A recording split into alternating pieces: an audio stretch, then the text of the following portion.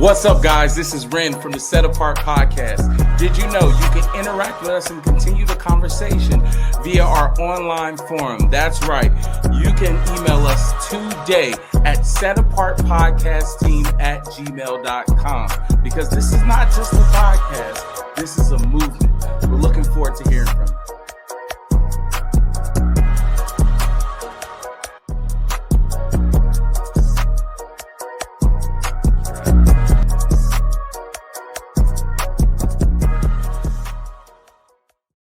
Yeah, you know we got it. What's up, everybody? I just made a whole rap song to that whole intro music. We are back with another installment of the Set Apart Podcast. Yes, sir. In post, make sure we do that. It's we back. We excited to be back. Myself, Ren. This is the amazing Didi. We are your hosts for the Set Apart Podcast, where we talk about everything but nothing at the exact same time. If you've been with us on this movement, not a podcast, this movement, if you've been with us on this movement, thank you so much for rocking with us. I want to encourage you guys to share some truth. Share some truth. If you heard something, if you want to get a conversation started in your family, in your household, in your friend groups, in your churches, in your gym, in your workspace, wherever it is, if you want to get those conversations started, please do it. Because the things that we talk about, the things that we discuss, the things that we mull over, the conversation needs to continue. It shouldn't just stay here. It should continue. Absolutely. So for sure, we're going to get started with an icebreaker. And this is something simple. It's easy. We do this often, but I think it's good to sit down and just take the time to think and be grateful for where you are and where God has us in our lives right now. And so once again, I've said this before, I do not like when we are only thankful for things or publicly thankful for things when it's November and Thanksgiving. Mm-hmm. So right now, we're just going to start off.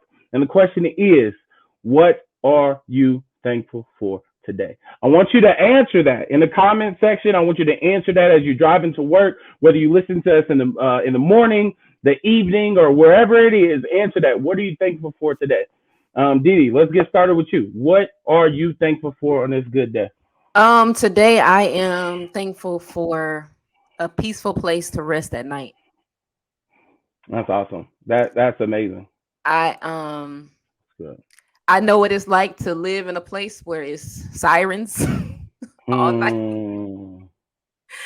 Dogs barking, helicopters overhead. So I'm thankful that it's peaceful, it's quiet. I ain't got to fight with nobody. I ain't got to check on my car. All that good stuff. So I'm thankful for a peaceful place to rest every night. That's awesome. I would say that I'm thankful for people. I go to a church, Higher Vision, shout out. And church is really a body of believers that you are close with, that you're in community with. And so I see a lot of people hurting these days, just really hurting. And it's a variety of hurt. Times people is really going through the ringer on a daily basis in their walk and in their lives. And but the reason why I'm thankful for people is because I'm seeing people step up and help aid other people. And it's multiple different types of scenarios there. It's multiple different groups and all this other stuff. So I love the fact that people can reach out and help people in times of need. And I'm thankful. I'm thankful for people. So super valuable. Super valuable. I'm thankful for that. But for sure, like I said, please comment. Please ask your people, keep the conversation going. What are you thankful for today? Let's put it out there. Let's not only shout and pray for our concerns, but let's shout and praise God for our praises and what he's blessing us for on a daily basis. And so today we got a nice topic, a really heaty and meaty topic, as we do normally. Didi, what we got for the people today? Yes. So my question to you and to everybody who's listening, what is, it's probably several things, but give me something that you know now that you wish you knew. Just one thing, and it could come from anywhere. So let's just start with one of those things. But what is something that you wish you knew? Okay. I wish I knew. The bad thing is that I always, every time somebody says something like that, I think about that song. I don't even know the name of the song. But I've never even heard the full song. But Oh I Lord, wish I knew. I wish I please don't sing that song. That song is living I rent never free in heard my my mind. song. What song is I, that? I don't even know the name of it, but You just y'all make it probably up. know. Put it in the comment section, and if I did make it up, somebody get on this track with me. But I wish I knew, Nice. and so the conversation that's been happening a lot with me and some of my closest friends is the idea surrounded about commitment. Um, Growing up, commitment was never, at least to my recollection, it wasn't talked about very commonly. Hmm. And so I realized that I would say my generation, because based on people I've talked to, but I can definitely speak for myself saying that I didn't grow up knowing what commitment was. Okay. I didn't grow up understanding what commitment was. And let me define kind of commitment to. Commitment is a priority, an area of life, a relationship, an activity that you designated and you prioritize and you're committed to be there for, to tend to be active in um, consistently. And so that's what commitment is. But I realized that I had to comb through with a fine tooth comb to realize, hey, what am I actively committed to right now? Mm. Earlier in this season, in this journey, we talked about the dating relationship. We talked about leading into marriage, and a soundbite you said that still really is. This soundbite also What I say? I be saying it stuff. lives rent free in my mind. Um, and it's you saying, we always talk about marriage, but we never talk about the things that, that leads us to a successful marriage. We never talk about the things that takes us that way, the steps that we need to do to get us to that point. Hmm. So like we over here glorify the end goal, but we're not talking about the little things and the little steps that we need to take to get to a successful marriage. And how can we build that right now? So that's one component of, man, well, if I want to be committed to something for the rest of my life, which marriage is intended to be, if I want to That be part. committed to something for the rest of my life, how am I practicing commitment in my life today? I can't expect, and nobody can expect, to live a life where you are not committed to anything. Now, when I say committed, I don't mean things with instant gratification. Of course, committed is not only doing something frequently. You go to work every single day. You're not committed to your job. You know why? Because if they said, "Hey, next week we want you to come in. We want you to do a regular schedule, all right? But we just not gonna pay you, you know. And going forward, I don't think we're gonna pay you at all. Like but we want you to perform your duties, same time, same energy put into it, but we're not gonna pay you." I know a lot of people, not 100%. I'll never say 100%, but at least 90% of people would be like, "Yeah, I'm not 100. gonna show up." Yeah, 100%. I'm not showing up. You listening right now, you would probably be like, "Nah, bro, I ain't showing up. Then you're not paying me. This is the reason why I got this job. Yeah. Like you're not paying me. Then you are there for, and it's nothing. It's no shame in this. The instant gratification of a paycheck. So Think about it. would you say the commitment is to the check, not the job? The commitment is to the check. The commitment is to the bag, as they say. Yeah. You are Let's committed let's to just the call it what it bag. is. Yeah, let's call it what it is, but it's not the job at all, No. right? And here's the thing: not only if they said they wasn't paying you, but if they said, "Hey, we're gonna pay you 50% times as hard. We're gonna pay you 50% of what we usually pay you to do double the work." Nah, bro. Oh, you definitely ain't coming in. So now the bag is significantly smaller. Okay, it changes your buy-in. I wouldn't even call it commitment. It changes your desire, your want for that. And so commitment is committing to something when it's hard, when it's tough, when you don't want to do it, when times is hard, when you got just in the words of one of my favorite songs ever, when it's just one of those days, Oh my God. okay? When it's just one of those days, when all of those things happen, you still show up and you still get it done. So my question all the time is like, what are you committed to? I had to look through my life to say, what are you committed to? Today, I think parenthood, and we talked about this, Didi. If you are an active parent, a present parent in your child's life, that teaches you commitment. You know why? Because there's times, especially me as a child. Beverly, if you looking at this, that's my mom saying. I know I wasn't easy. I know I'm not easy. So thank you for your commitment. Thank you for your commitment. Shout out to Beverly.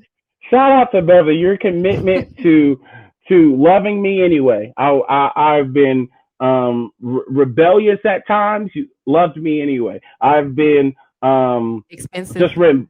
Expensive. Holy smokes. And my mom used to really like Coca-Cola, and I forever, like, you don't, like, I had a rule in my mind that if the Coca-Cola was in there for more than 24 hours, I could drink it. It's her Coca-Cola, but that used to be a rule in me. But the commitment to dealing with somebody difficult, but showing up every single day, and still to this day, whether you agree with them, disagree, or things are smooth, you're showing up every single day. That is a commitment. In parenthood, you learn commitment. In my life, and I like this compliment. I'm actually going to shout her out. She is a viewer of our podcast. Melissa, I ain't going to say your last name because I don't want to put your government out there. But one of my friends complimented me, and she was like, "Hey, you're one of the fittest people I know." I was like, "Fittest people? Wow, nobody's ever said that to me. Thank you." But she only has that mindset, and we ended up talking about commitment. It's like, no, it's not. I work out probably 5-6 times a week. But guess what, guys? Here's the secret. Breaking news. I guarantee, even in that week, if I work out 6 times, all 6 times, I don't want to do it. I do not want to do it. I walk into the gym saying, I say, like, hey, if you get there, let the work do the work, because getting there is the hardest battle. If you wake up, get dressed, get in your car, start driving, that's the hardest battle, because you do not want to do these things. Some days I'm just like, dude, I don't feel like it. I don't feel like it. I did it yesterday. I'm tired. I'm sore. Like, I don't want to do this. But you commit to a program, and that's what I do. So my programs are 8 to 12 weeks, and this is not a fitness class, but my program are 8 to 12 weeks. And before I start that program, I write it all out, and I say, this is what I'm committed to. I am making a deal with myself to see this through to fruition, to completion.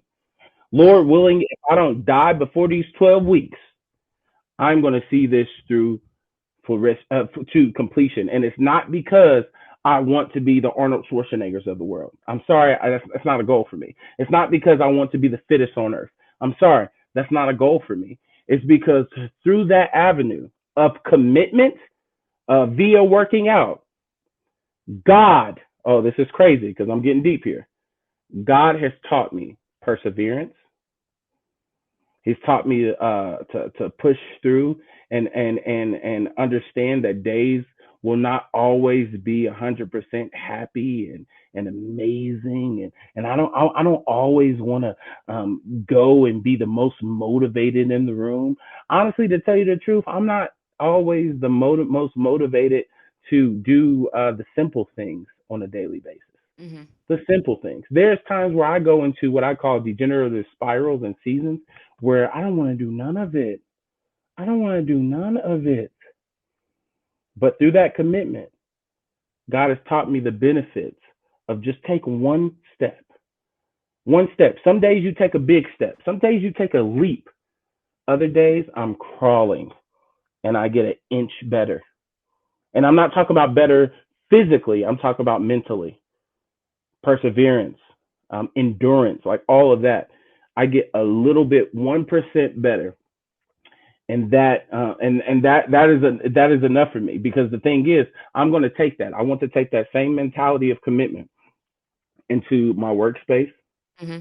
and to people, pouring into people's lives, into a potential marriage in the future, into people and investing in things and everything. I want to take that into every single facet of my life. I want to have that perseverance. I want to have that endurance. I want to have that commitment. So that is something that I wish I knew. That is something I wish I knew prioritizing this before this season of my life. I am in my 30s to where early 30s, but still 30s nonetheless, where I feel like I'm in the You had to prime. throw that in there. I had to. Well, the thing is, it's not because I don't care about being young, but I notice that when I say that I'm old, sometimes I offend people older than me. Then stop saying you old, because you ain't. Be like, yeah, exactly. Like, oh, you old? Then what am I? Like, no. I'm in my early 30s. I guarantee I don't have the knowledge that maybe some people have, maybe that I hope to have, but I guarantee that I am probably more knowledgeable than I ever have been in my life. So I call it my prime. I am in my prime. And so should get better with time. The prayer is that, Lord, keep this commitment, honor this commitment, whether it's working out in your life, whether it's your parenthood, whether it's being committed and actively serving in your body where you are, actively, consistently. Ooh, I said some words that probably struck a chord with some people. Actively and consistently serving where you are in your body. Think about that. Are you doing that? And here's the thing. Spoiler alert. Once again, I'm giving out all these spoilers. It is not commitment when you only do it when you feel like it. Period. With a T.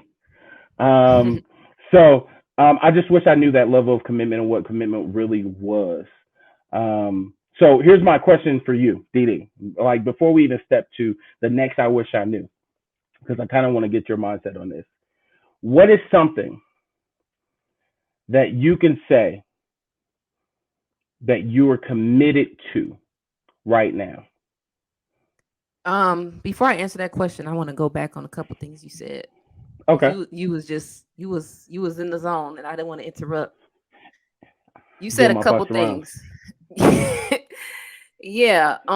So first of all, when you defined commitment to you, you said a couple key words that I don't want to skip over. You said commitment is prioritizing something, tending to something, and being active in something consistently. And I think it's important to point those out, because a lot of people might think that they're committed to something because they said, yes, I'll do it. And they'll say, oh, I committed. And I don't want to go back on my commitment.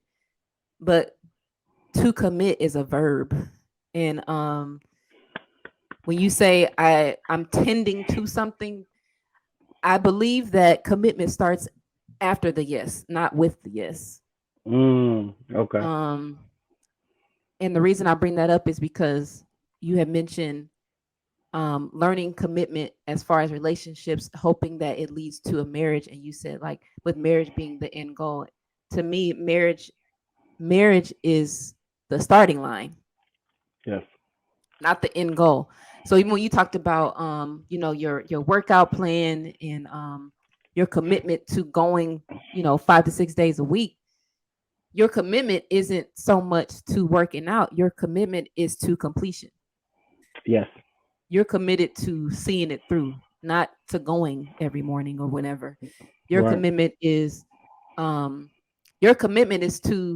the promise, or to what's promised if I continue. Right. So you're committed to see what the end's gonna be, as the old saints like to say. Yes. To see what the end gonna be. And I think that's the same with people. I think that's the same with whatever we put our hand to do. But when you said tending to or being active in consistently, I think that's committing, not just agreeing to do something, not just signing up for the class, but going, attending, studying, putting forth effort, participating in. That's commitment. And, well, let me back you up in that then, because I really want to know what you think about this then. what would you say is the separation then? Like, what is our disconnect in our brains between the yes and the actual action? What is it? What is the disconnection in our brains from the word and actually being a verb? Because we make commitment sound cute, Hmm. and we like, okay, human beings like to be celebrated. We all know that. We know that.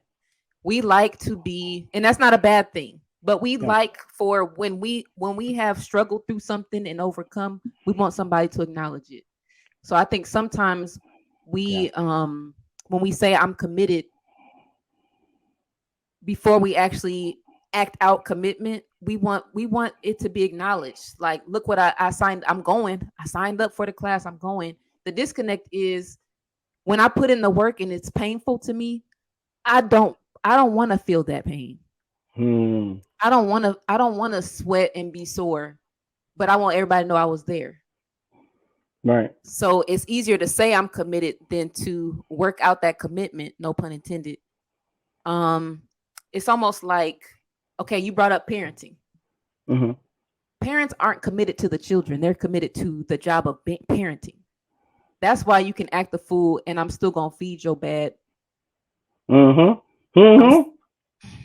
I'm still going to drive you to practice, even though you get on my nerves and you stink. Mm-hmm. I'm still going to buy you a pizza, even though you should be eating dry cereal for dinner because of how you acted up in this class today. You know what I'm saying? Yeah. So as a parent, I'm not committed to the person that I'm parenting. I'm committed to the call to parent. That's good. That's good. Yeah, because that kind of reminds me of, and I was going to save this for later, but it's here now. So that's almost like, we're here. Yeah, we here. That's almost like when we talked before, the difference between a contract and a covenant. Parenting is a covenant. That's good. It is. Because with a contract, if the terms and conditions change, the contract is null and void. With a covenant, when the terms and conditions change, I don't get to back out.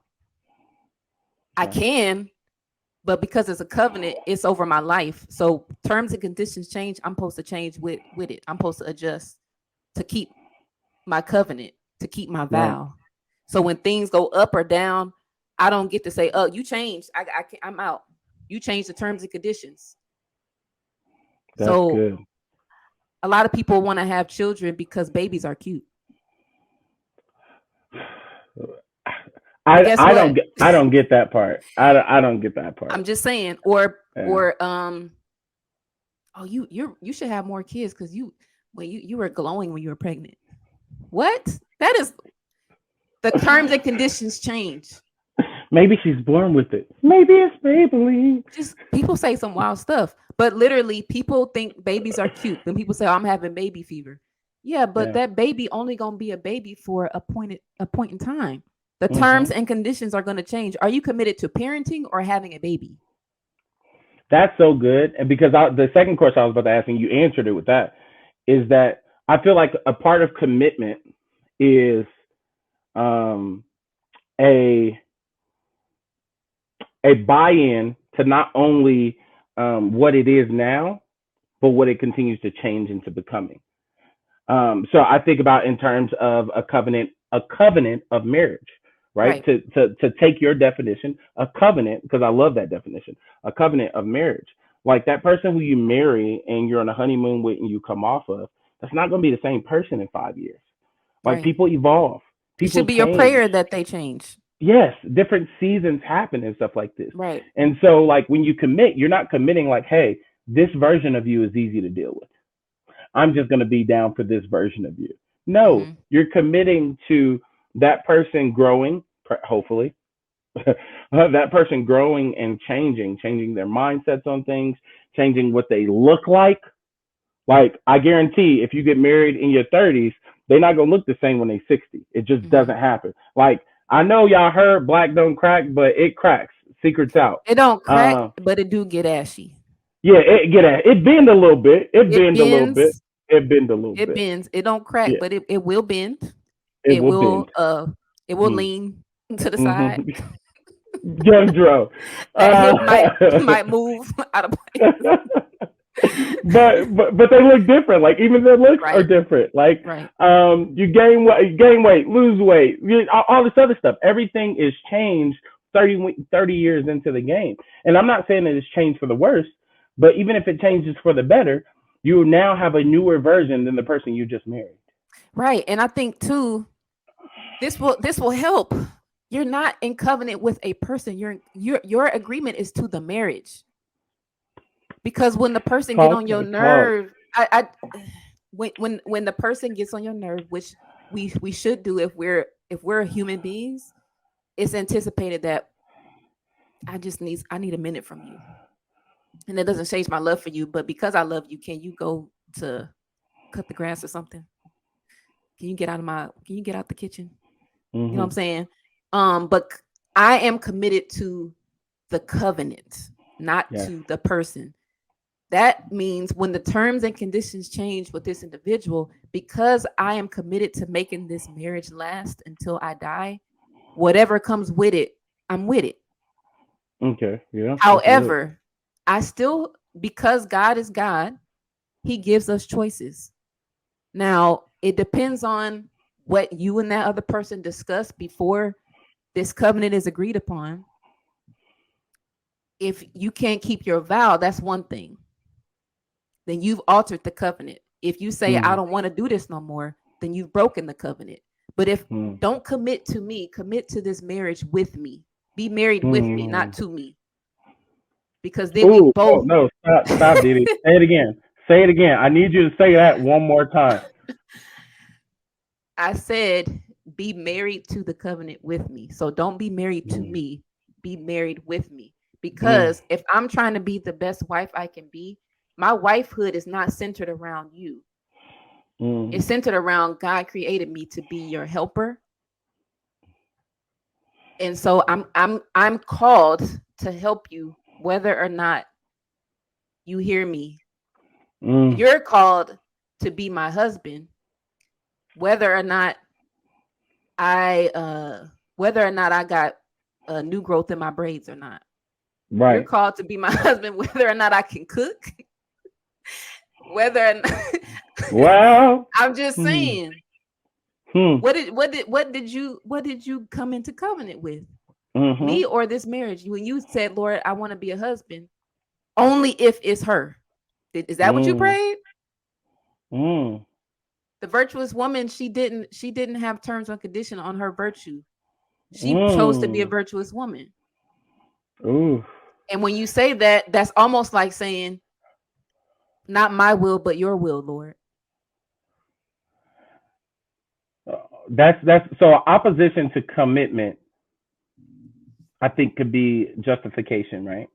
We are so good at that in this world and in this generation right now. Like giving justification, and by definition in this context, I would say justification being giving a reason as to why we broke the commitment. Yeah. And so my question for a lot of it, and this may sound a little familiar to some of you, if they started with us, but they never finished the race, was they ever committed in the first place? So it brings stuff like that, because justification creeps in and say, oh, I broke it. Yeah, I broke it. It was altered, but I broke it because it was altered. Yeah. I broke this because this is not what I thought that it would have been in the next 5 years. I'm talking about more than marriage. I broke this commitment. I was committed until insert justification reason here. And so I would say opposition to that is justification, because it runs wild. Well, listen, people that we look up to, that we pay money to, do it all the time. The NBA. You sign a contract that really the consumer is paying you. You signed a contract, and because you don't like somebody in the locker room, granted, your contract did not say if you don't get along with one of your teammates, you can leave and break this contract. But what we do in our society, we make it sound cute, right? We say, oh, he requested a trade. No, what you should say is he didn't keep his word. Yeah. I don't want to be here no more because so and so leaving. What they got to do with what you said you was gonna do? Yeah. Facts. Did you commit to him, or you committed to this organization, Right. this city, who pays everything you living on better than them? So look at even it's trickled down to college sports. Yeah. I literally have a signing day, and I commit to a university to give my time and my athletic skill to, in turn for an education. But when something don't go my way, I'm decommitting. Is that even a word? That's become a word. I'm decommitting. Yeah, I don't know. That's not a real word. Fake news. Fake news alert. I'm decommitting and I'm going to the transfer portal. Decommitting is not a word. It's not a word. They literally be saying that. That's what they say. So you got it. It's in areas of life that we praise and glorify, but it happens all the time. But instead of just saying you don't know how to keep your word, we just gonna let you do it. Who's the highest bidder? So if we doing that, of course we doing that in relationships with each other. Right. And so you so cool the opposite for now, but do something. I got options. Oh. What?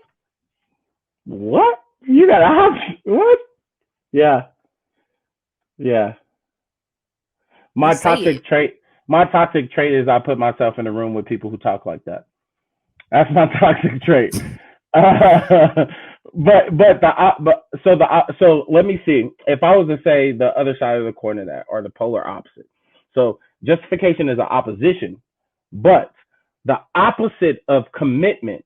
And you let me know what you think about this, because I'm not hard set on this comment, but I'm gonna put it out there. If y'all destroy me in the comment section, bring it. All right, all caps. All caps. Beverly ain't raised no. Come on now. Anyway, so the opposite of commitment is kind of like this microwave, have it your way society that we have here. Like everything is customizable, and it's turned into not a benefit. It's not a benefit anymore. It's a necessity. Like people are saying that I need to have this control over my life, my workspace, the attention that I get, the attention that I don't get, my narrative, who I am, who I talk to, the relationships I in, how the relationship functions, like literally all of these things. I want to have a Build-A-Bear workshop that is my life, that I can control everything about. In the moment that is not in my favor, I use fake words like decommit. Yeah. That's valid. And all those things you said are definition of somebody that should stay single. Everything has to work out the way you want it. This is what's wild. People say crazy stuff like that all the time, but I don't care what people say. A long, long, long time ago, God said it is not good for that man to be alone. We say a bunch of crazy stuff, but at the end of the day, we always seek out, involuntarily or voluntarily, connection to somebody else. You playing a team sport, but you want to decommit. That does not make sense. How can you do that? You want all your likeness, but you need a team to make it happen. You want all of these things in your contract, but if it's all about you, why are you signing the contract? Because you need other people in this with you. But you are pushing them to the side because you want it your way.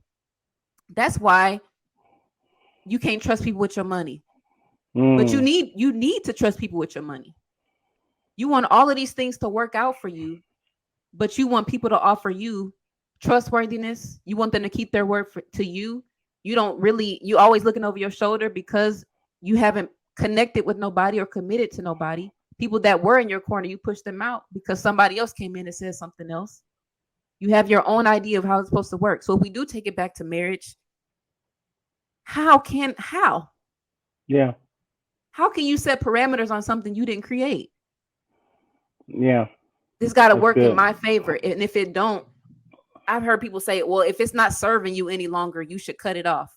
What does that even mean? The relationship can't serve you. The covenant is your source. Who wrote the covenant? They said if it costs you your peace, it costs too much. Stuff like that. Right. But is it really costing your peace? Because you said commitment is tending to being active in consistently. So if you don't feel peaceful, what are you doing? Yeah. Let's go to my list of I wish I knew. Okay. One of the things on there that I learned later in life, nobody can make me feel any kind of way. Oh, give me more. Nobody has control over my feelings except me. I decide how their influence on my feelings make me feel. They can influence me, but I have to agree to say, you know what? I am hurt. You know what? You did take my peace. Nobody can take your peace. That's good. Nobody can take my peace. I have to give it away. That's good. Nobody can make me happy. I have to decide I'm going to be happy today. But what about the victim card, Didi? I got to be the victim. The victim of what? Exactly. Nobody. I wish I knew that the only time that, okay, even abuse, you can abuse my feelings and you can beat me down till I have no fight left. I still got to surrender it because you beat me down. I'm done. You beat me all the way down, but nobody can make me feel a certain way. You can say and call me all kind of names. I have to choose to accept it or not. Yeah. I have to choose if I'm down. But if I don't know I have a choice, everybody affect how I feel. Yeah. So when somebody say, oh, well, if it's not giving you peace, nobody can give you peace. Yeah. You have it or you forfeit it. Ooh, forfeit it. That's good. That's some good stuff right there. Literally. Once I realized like, oh, they can say what they want to say. I don't have to defend or explain. If I'm peaceful and they are uncomfortable with that, that's not a problem that I choose to carry. Would you say that there's something that you have either experienced to build that mental toughness? Like, because you got to be somewhat tough to have that mentality. Like if you realize that you are in control of your own either emotions, demeanor, temper, tone, all of this stuff. If you're in control of all of that stuff, and you can choose, emphasis on that word. Let's underline that. You can choose to be offended or not. Would you say, I mean, I imagine you have to have a certain amount of toughness to be able to have that resolve. So what is it in your life personally, not in general, in your life personally, that you say gave you that toughness or even the motivation to go ahead and grab that and own that? It's counterintuitive, but it's literally has nothing to do with being tough. Most of the times we think the opposite of one thing is the other, but when you know God, it's not. So it wasn't like I built a toughness or a stamina or anything. I did a post like a year ago as I was like walking the trails somewhere and I recorded it. But basically, when you feel weak, the answer is not strength. We would think that if I just got a little stronger, but the circumstance didn't change just because you got stronger. The antidote is trust. Right. The reason why the way that I learned that is the answer was always, girl, if you would just trust me. If you trust me, you don't have to make other people believe what you're saying. If you trust me, you don't need validation from people. I keep showing you that it's been me. Let them look at me for validation. It's never been on you. Just rock with me. And I learned that from being a parent. My son, he be asking questions. You know, kids be asking questions. And once I was like, have I ever lied to you? Have I ever taken a wrong turn and put us in danger intentionally? Would you just trust me? I've been holding you your whole life. And look at you. Have I not earned credibility here? Yeah. Let me mom how I be momming. Mm-hmm. And that's how he helped me. I know what they saying. Just do you and trust me. Right. I don't have, and then trust is also too. I don't have to know the why. Once I let go of knowing why, God, why is it? Why they don't want to?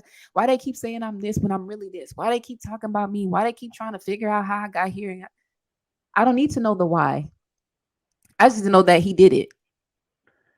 That's crazy because like it sounds like you're saying, and I think this is what I'm getting. So you correct me if I'm getting it, if I'm not getting it right. I hope I'm answering the question. I don't know if I am. No, you did, but like it sounds like you're saying that you took control by surrendering control.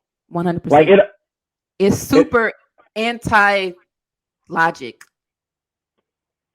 Super anti-logic. Because I don't have to look for a quote. If I want to look for a quote, it's in the Word of God. But literally, if you have a relationship and there's a relationship is an exchange. It's not one way. And the way that my relationship with God works is I be like, this is dumb, God. I don't know what the heck is this? Like, just trust me. Just ride with me. Where we going? Right. Don't worry about it. Don't worry about it, sweetheart. don't worry about it. It's that splash. It's that splash. Don't worry about it, sweetheart. Don't worry about it, sweetheart. Just put your seatbelt on and let's go. You want to come or not? Mm-hmm. And so my thing is, this is what helped me with my faith. Is you either gonna ride with me or you ain't, without knowing where we going. And so when I trust God, I have peace. When has he ever been wrong? I'm wrong, and I complicate things. A lot of stuff we be sweating and snotting and stuff, praying over and all that stuff is a simple question. What do you need me to do? Mm-hmm. That's all about that foundation. Sometimes the answer is, let me do it. Sometimes the answer is, I need you to do this, and this. It don't make sense. Yes, the last time you saw them, they were disrespectful. Do it anyway. And sometimes it's like it's not if you do this, I'll do this. That's when you know your faith is growing. Because you're not looking for a tit for tat or, Lord, if I do this, what you gonna do for me? Like kids, if I eat all my vegetables, can I have some candy? How about you just eat your vegetables because it's good for me, because that's the way I created you. How about that? And then trust that because you're in covenant with me, it's always going to work out for your benefit. It's a win-win. And that's hard. That's different because what you're doing is you're applying. So I think this is another conversation I kind of had off of that commitment conversation with some friends, is that it's almost like you're using the truth that you've heard, that you've read, that you know. And that's different between, because one of my least favorite things is that when they say things like, oh my God never fails. Like you could say that 1,000 times, but until you start freaking believing it and walking in that and understanding that, knowing that, it's not real. Like you can go out here and you can make all the cute little stickers, the nice little statuses that you can and you want to, but until you start living in that, like that fact, that unblemished truth, it won't start to change you from the inside out. Yeah, and once you stop, it's a hard transition from childhood to adulthood physically, and it's even harder spiritually because you have leaders or you're discipled by somebody and they're teaching you and they're supporting you and they're encouraging you. But that transition from hearing their voice first to hearing God for yourself is difficult, and it's very underrated topic that people never talk about. But when you start growing up and you like always feel like you have to go check with somebody first, not that that's negative, but when you grow up, it's like, this may not even make sense to them. So am I not going to move because it doesn't make sense? Am I not going to take this leap because if I said it out loud, people would think I was crazy? If I said this is what I'm going to do in the next 3 weeks, people with their good intentions might even say that's not God. Yeah. So how I got took ownership of my peace was I stopped feeling the need or the necessity to check with people. Because then I stopped feeling like, well, I got to explain it to them because then I'll have their support. Right. Because then you put it in people's hands. And you might, there are people, I'm not saying you don't confer with people. That's not what I'm saying. I'm saying I can't give ownership of my peace to anybody else because it doesn't, first of all, it belongs to me, but it was a gift from God. Yeah. So I can't just spread it out and be like, well, depending on what you say, depending on how my day gonna go. Nah. Facts. I can't Facts. do that. I can't afford it. Other people might be able to, but I can't afford it. That cost was too high for me because it was doing too much of this all over the place. So to get back to the question without going too far off, the answer was trusting the person that gave me the peace in the first place. Good. Trusting the person who gave me the peace first place. That's good. Yeah. That's good. So then I'm about to back it all the way up because this is a perfect time. Now that you primed and you ready and you pumped up and we ready to get in this game, all right? Through all of that, through that control, or surrendering control, through that trust, through you learning and navigating all of these what I would call small facets to create the big thing that is your life. Mm-hmm. I'm going back to the first question. That to me is the answer. Like that's already the answer to the question of what commitment has taught you. But what are you committed to now to get you to the place where you are? I'm committed to trust God better than I did yesterday. It's just that simple. That's good. I feel like I live a life where I feel like I only have one life. And my thought process is, why not get the most out of it that I can? Instead of being like, man, I wish I would have did this. I wish I would have tried that. And not minimizing stuff when God speaks or when people have dreams or visions or goals. Stop minimizing it based on what you see. Oh, that's too big. Ain't no way. How's somebody gonna fund that? Where that money gonna come from? Right. You know, all the reasons why we shouldn't trust God or why we shouldn't dream or think big or bigger than we have ever thought. I'm just at a point where like the crazier it sounds, the more amped I am to probably do it. Yeah. Cause that's just how he's been showing up for me. Especially now that I don't have to explain it to people. I'm out here. Right. Especially now that I don't have to like, oh, I hope this makes sense. Let me get 3 people to join with me. If he didn't tell me I had to do that, I ain't gonna do that. Right. Isn't it crazy how people will not commit to something or not do something just because you haven't seen anybody doing it? Exactly. That's not weird realizing to me. The beautiful thing about that is it gets to be you. That's so weird to me. Like and you gotta wear it like an honor. Like, you mean me? It's other people that probably want to do this, but you, dang. So again, the commitment to the covenant itself. Yeah. Because I get to be a part of your big plan. That's crazy. You want me to? Shoot, okay. That's an honor, not like, it's other people that probably be better at this. That's almost like disrespecting God. Exactly. I think about the story of Moses, right? Like I always think about that. Like I think about that very common in my life because I do. And I'll tell you guys this as viewers, as listeners, as set apart fam, that I think about like, man, like, dang, God has called me to this specific thing. Like, but yet and still, when I hear that call, I initially treat it like, You sure you didn't call Aaron? Like, hold on. But God, I know you talking to me. You calling me by name. You're saying this to me, but you sure you didn't call them? Yeah. Or, God, I'll do it, but like you said earlier, if I can do it in a group, I'll be just way more comfortable going out there and doing it. It's I have crazy. that. Yeah, it's I had crazy. that It's too.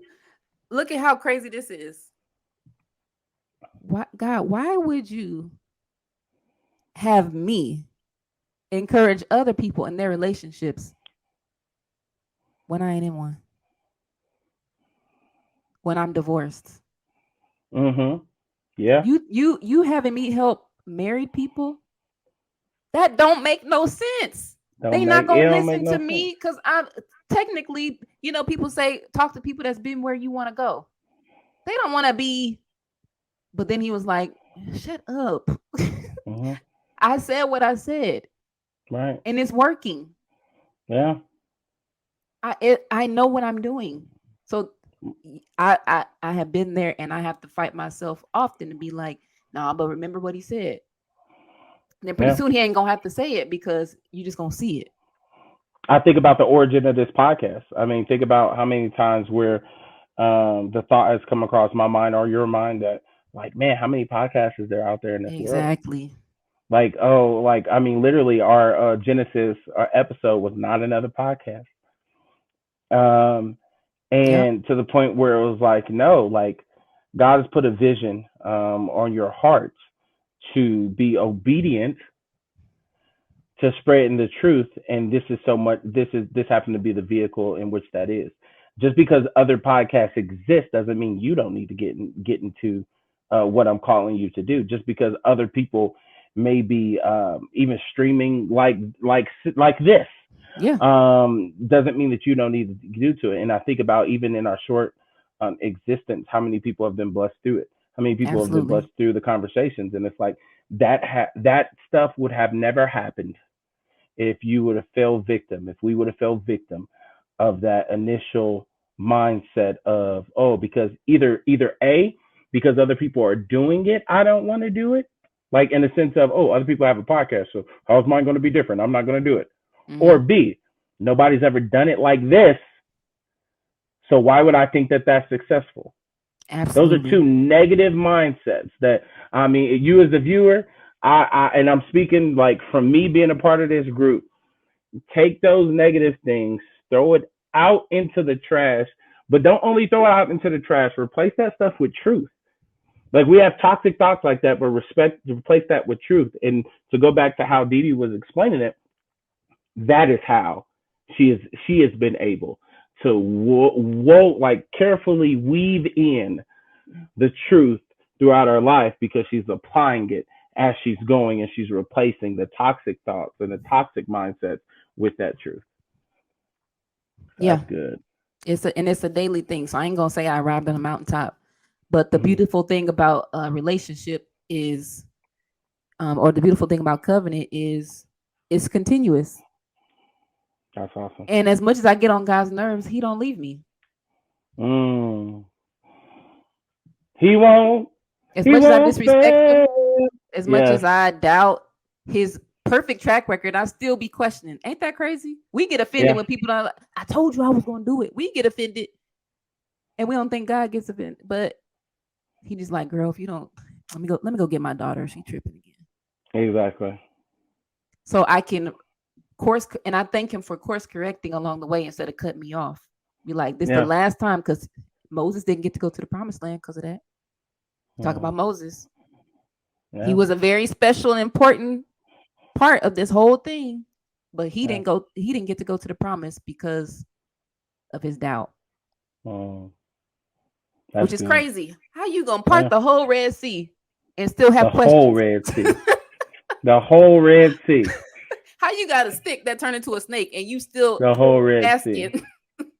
You know that and even further. So one of the most crazy things, and we talking Bible talk right now. So one of the craziest things that I read is, so after the slaves have been freed and they escaped Egypt and they're looking for the promised land. a thought process, and somebody even said, and I thought that this was crazy. It floored me. I'm reading it, and it floored me.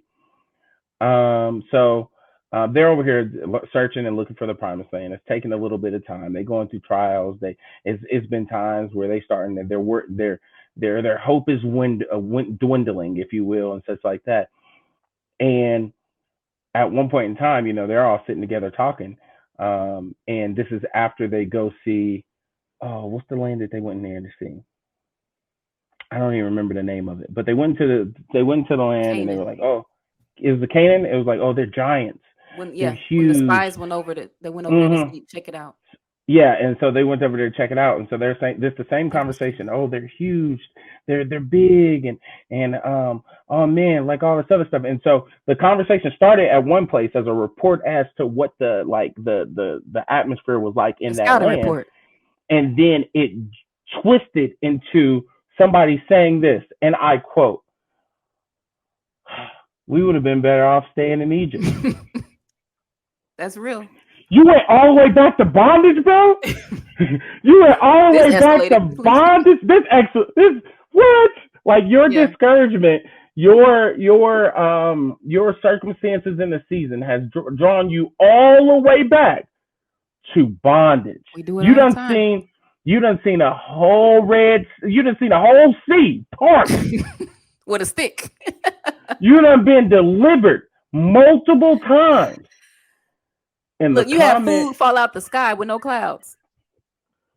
All of this stuff, like it's a list a mile long with what has happened, and you went all the way back.